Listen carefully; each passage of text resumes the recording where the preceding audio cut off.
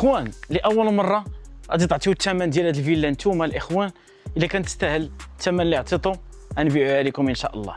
والفيلا ديال اليوم الاخوان كتواجد في طريق اوريكا 20 كيلومتر على مراكش قرب قريه ايوب، ستاسيون قريه ايوب.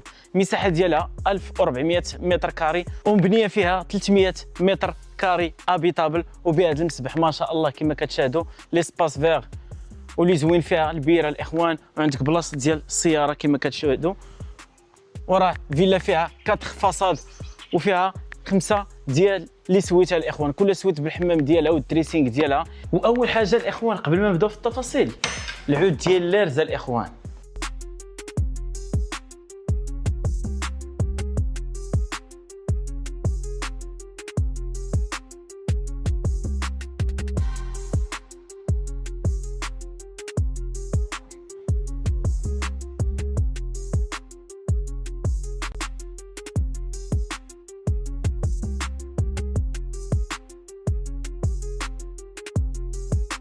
اخر حاجه اللي غادي نختموها في هذه الفيلا اللي هي هذه الاطلاله جبل الاطلس والطبيعه، وعندك كما كتشوفوا غودرون، يعني ما كاينش بيست تقريبا.